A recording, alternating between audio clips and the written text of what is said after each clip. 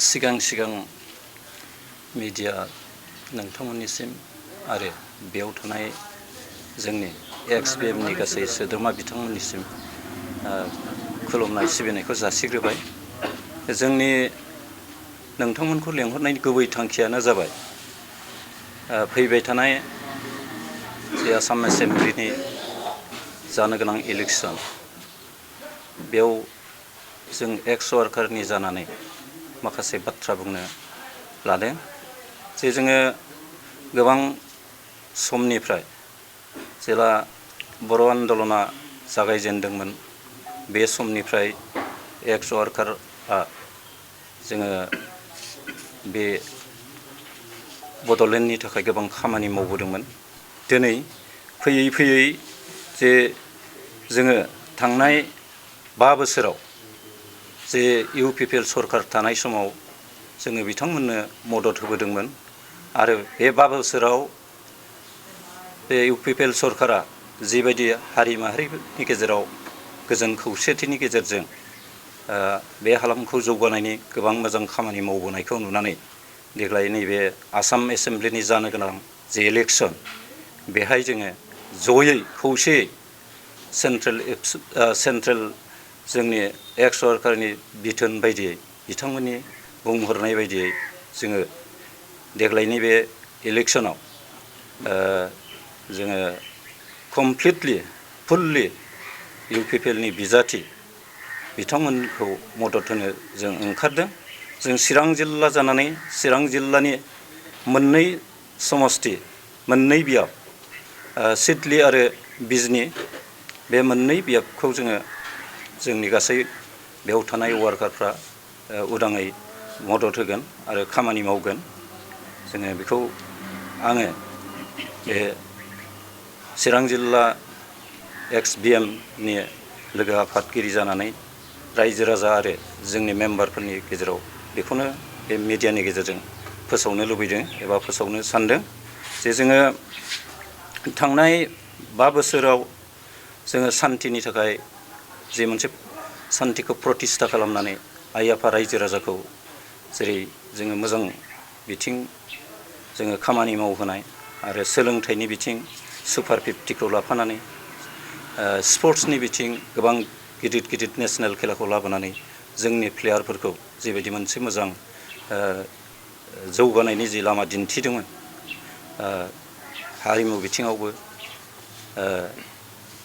आबाद बिथिङावबो गासिबो दिगजोंनो जेबायदि मोनसे रोंखा राखा खामानि मावनानै जोंनि हारिखौ आरो बे BTC ओनसोलखौ जौगानायनि खामानि मावनायखौ नोजोर होनानै जोङो देग्लायबो जोङो चिरां जिल्ला हिसाबै जोंनि गासै एक्स वार्कारफोरखौ बे दोलोनोनो एबा UPPL दोलोनोनो मदद होनो थाखाय जोङो दानिफ्राय जोङो मोनसे सांग्रांथि जाबाय आरो बयनोबो बे मेसेजखौ होनो थाखायनो जोङो नोंथांमोन मिडियानि गेजेरजों फोसावनो थाखाय नोंथांमोनखौ बेयाव लेंहरनाय जादों।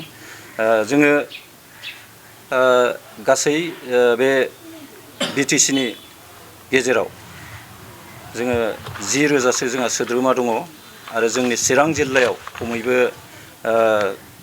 1500सो दङ। बे 1500 गासै जोंनि जे सोद्रोमाफोर बिथांमोना फुल्लि दिनै UPPLजों समर्थन जानानै खामानि मावगोन आरो जोंनि बिजाथिनि जानानै फोसावगोन एबा खामानि मावगोन। बेखिनिखौ आङो जोंनि गासै सोद्रोमाफोरनो दिनैनि बे प्रेस मिटनि गेजेरजों मिथिहोनाय जाबाय। जोङो निस्सय उननि जि मोनसे सरकार, बेयाव जोङो मोजां फिथाइ थाहैगोन आरो जोंनि जाय केन्डिडेटखौ जों हेफाजाब होगोन बे बिथाङा देरहासार जागोन। जोङो बेखौ दिनैनि बे प्रेस मिटनि गेजेरजों जोङो आसा खालामो। खारन बेयाव थानाय गासै जाथि जनगोष्ठीया जोंनि बे सानै केन्डिडेट एबा जोंनि UPPLनि मानगोनां बिजाथि बिथांमोनखौ मदद होनायखौ जोङो नुनो मोनदों। जोङो गामि ओनसोलाव थानाय जायफोर भटार बिथांमोननि खुगानिफ्राय जों जाय बिजाथिखौ मदद खालामगोन बिनि फारसे गोबां हेफाजाब हहारि होनायखौ जोङो मोनदों। बेखायनो देरहागोनखौ जों नुदों आरो जों देरहानायखौनो कामना खालामो। आङो दिनैनि प्रेस मिटनि गेजेरजों बे बाथ्राखौ बयनोबो मोनथिहोनाय जाबाय आरो जों बिथांनोनो अरायसम बिथांमोननोनो बे सानै बिजाथिनोनो जों हेफाजाबखौ होगोन बेखौ जों मिथिहोनाय जाबाय। नोंथांमोना हेफाजाब होनो ओंखारबाय जिहेतु दा नोंथांमोननि हेफाजाब होनायजों लोगोसे रायजो राजाफोरखौ नोंथांजों सापर्ट होजानो लुबैना लुबैया आरो सापर्ट होजानो लुबैब्ला माबायदि सापर्ट होजानो लुबैयो? जोङो सापर्ट होनायखौथ' जोङो फुल्लि होखागोनानो जाहैबाय। जोङो हार्ट एन्ड सोल जोङो खामानिबो मावगोन, रायजो राजाखौबो जों बुजायगोन। जों नङा, जोंनि गासैबो केडारफ्रानो गामि समाज आरो गासै रायजो राजाजों बिथांमोननि फारसे मोखां नायनानै बाथ्रा बुंगोन आरो हेफाजाब बिगोन, भट होनांगौखौ खावलायगोन आरो रायजो राजाफ्रा निस्सय बेयाव जोंनि खोथाल' नङा, बिथांमोनखौ बा जोंनि मानिजाथाव केन्डिडेटखौ देरहाहोनांगौनि खाथिराव भट होनो आवगायबोगोन। जों बेखौ मोनदांदों, जोंहा मोनसे बिसास दङ बिथांमोना देरहागोन। नोंथांमोना सुखुनाय मोनाखै जानो हागौ, जों नोंथांमोननि बुंनायखौ एसे हमनो हागौ। 5 दाननि गेजेराव बिटिएफ सरकारनि जिखिनि रुलिं, बे समावहाय माखासे दावराव दावसि जालांबाय। दा बियो जोंनि जाथिनि गेजेराव माबा मोनसे एफेक्ट खालामदों नामा, हारिनि गेजेराव मोनसे एफेक्ट खालामदों नामा होनना सानदों नोंथांमोन? बियोथ' जोङो ओरैनो बिटिसिआव थानाय हारि माहारिनि गेजेराव जों मोनसे सान्तिखौ प्रतिस्था खालामनायखौ थांनाय 5 बोसोरनि सरकाराव मोनदोंमोन। दिनै नाथाय दानि जाय गोदान सरकार, बिथांमोननि समाव जोङो हारि माहारिनि गेजेराव माखासे दाङाबाजि, बेले बेजे सृष्टि खालामनाय, गावजों गाव भुल बुजाबुजि बाथ्रा बुंनायफोरखौ बा एरन एरसन खालामनानै गावजों गाव नांज्लायहोनाय जि थासारि, बायदि बखिनाय बायदि बुंनायफ्रा ससियेल मिडियानि गेजेरजोंनो जा, निउस मिडियानि गेजेरजोंनो जा बा गावजों गावजोंनो जा, बे थासारिखौ जों नुदों। जौ जुवानि आड्डाफ्रा दिनै बांनायनिफ्राय बांदों। जायफोर ग्रयिं जेनेरेसन, उन्दै उन्दै गथ'फोरनि सायाव दिनै राजनितिकनि मोनसे लबि दिन्थिनानै जौ लोंहोनाय, बेदर जाहोनाय थासारिफ्रा दिनैनि समाव जागासिनो दं, जोंबो नुगासिनो दङ। जों जायखौ लुबैया, समाजा जायखौ जों हास्थाया, बे थासारिया जोंनि गेजेराव जानायखौ जोंबो नुदों।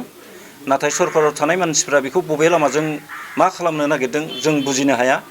जोङो मथथे सरकारखौ सोलायहोनांगौनि नोजोराव आरो बे थासारिखौ जोङो बोस्रांनायनि मोनसे गोथार थांखिजों जोङो बेखौ नोजोर होनानैनो जोङो इउपिपिएलनि दानि बिजाथि, जों चिरां जिल्ला हिसाबै सिडली समस्ति आरो बिजनि समस्तिनि बिजाथि बिथांमोनखौ देरहाहोनांगौनि थांखियाव खामानि मावनो जोङो आवगायबोदों।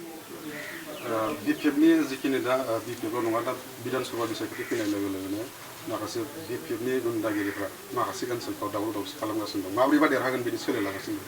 नाथाय इउपिपिएल दोलोआ बिदि खालामाखै। दा मा फोरमायनो सानो बिनि बेलायाव? माबायदि फाराग जागोन? बियोथ' जोङो जि थासारिखौ जि मेगनजों जि नुदों, बियो बे सरकारनि गेजेराव जाफ्लाबाय थादों। मोनसेल' जायगायाव नङा, दाब दाब जायगायाव जागासिनो दङ आरो बियो निस्सय इलेक्सनसिम बिसोरो बे अबस्थाखौ खालामगोन। बिसोरनि जिबायदि मोनसे नोजोर बा थांखि, बे निस्सय जों जनसाधारननि गेजेराव बेखौ बिसोरो अराय लाबोनो नाजागोन। बेनि थाखाय जों बयबो सांग्रां जानांगोन। बेखौ एरायनानै जों समाजखौ फोसाबनायनि नामाव बा जोंनि जे ओनसोल, बेखौ जौगाहोनायनि गोथार थांखिखौ आवगायाव लाखिनानै जोङो खामानि मावनो आवगायबोनांगोन। जोङो बिथांमोननि बेखौ बा बे थासारिखौ फोजोबस्रांनो बा माबा मोनसे खालामनो हानायनि जोङो मोनसे बाथ्रा बुंनो जों लुबैया बा हानांगौखौबो जों साना। बिथांमोना बबे थांखिजों मानो मावदों, मा खालामनो नागिरदों, जोंहा बेहाय बुंनांगौ गैया। जों खालि जोंनि जि मोनसे समाजनि थासारि, बेखौ जाहाथे जों मोजां खालामनो हायो आरो जोङो ओनसोलखौ जौगानायनि मोनसे मोजां खामानि एबा बिहोमा होनो हायो, बे नोजोरजोंसो जोङो दानि जाय बिजाथि बिथांमोनखौ मदद होनो ओंखारदों। जिखिनि 2020 सनाव जिखिनि बिटिआर एक्ट जालांबाय, दा बिनि माखासे इमप्लिमेन्टेसननि माखासे बाखि दङ, बेखौ माबायदि मावफुंजानो लुबैयो आरो माबायदि खामानि मावगोन बेनि सायाव नोंथाङा? बेखिनियाव जोंहा गोबां बुंनांगौ आरो साननांगौ दङ।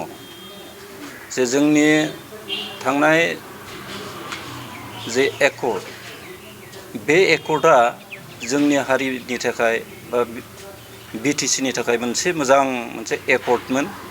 नाथाय जोङो बेखौ नांगौ समाव जिबायदि इमप्लिमेन्टेसन खालामनांगौमोन बेखौ दिनैसिम नुनो मोनाखै। बेनिखायनो बे एकर्ड इमप्लिमेन्टेसनखौ नोजोर होनानै आरो बेखौ मावफुंनांगौनि मोनसे आद्रा थानाय खामानि, बेखौ मावफुंहोनायनि नोजोरावनो जोङो जोंनि बिजाथि बिथांमोनखौ देरहाहोनायनि जे खामानि बेखौ मावनो ओंखारदों।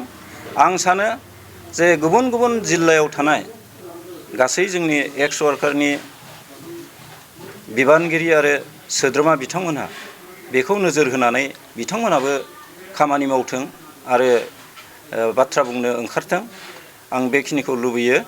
दा जोंहा जे एकर्ड, बे एकर्डआ मावफुंजायोबा दुलाराय बर' हारिनि थाखाय जे आद्रा थानाय माखासे गामि सोसननायनि बाथ्रा होन, जोंहा मावनांगौ गोबां इन्सटिटिउसनफोरनि बाथ्रा दङ, बेफोर गासिबोआ मावफुंनायनि खाबु मोनगोन। बे नोजोरावनो जोङो दिनै जोंनि बिजाथि एबा UPPLनि गासै बिजाथिखौ मदद होनो जोङो आवगायबोदों आरो जोङो बेबायदिनो खामानि मावलांगोन। जिहेतु मोनसे रुलिंआ फैयोब्ला मोनसे एकर्डनि जिखिनि बाखि बा आद्रा थानाय बेखौ मावनांगौ दायित्व थायो। दा बे समावनो BPF सरकारा रुलिंआव दं हिसाबै बिथांनि खुगानिफ्राय मालाबा एकर्डखौ मावफुंगोन होनो, मालाबा मावफुङाबो होनना बुङो। बेनि बेलायाव मा बुंगोन नोंथाङा, नोंथांनि सायाव? दाथ'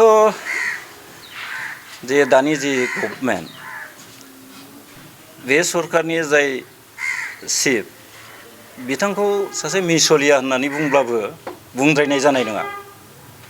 माने बिथांनि खुगानिफ्राय जिबायदि मोनसे भाषण, माने गुबुन गुबुन जाथि जनगोष्ठीफ्रा मोनसे गनायजायै भद्र भाषा ओंखारिखौ जों नुयो।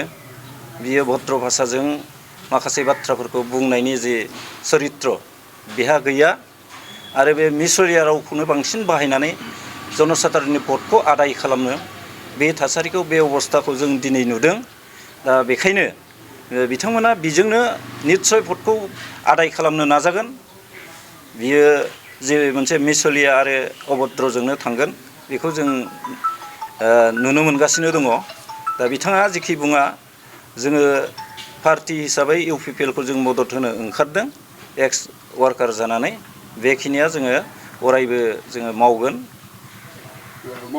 रुलिं हिसाबै मावनांगौ दायित्व थायो हिसाबै माबायदि मावजानो लुबैयो एक्सुवेलि एकर्डनि जिखिनि थालांनाय दफाफोर? बेयाव जोङो बुंनांगौआ,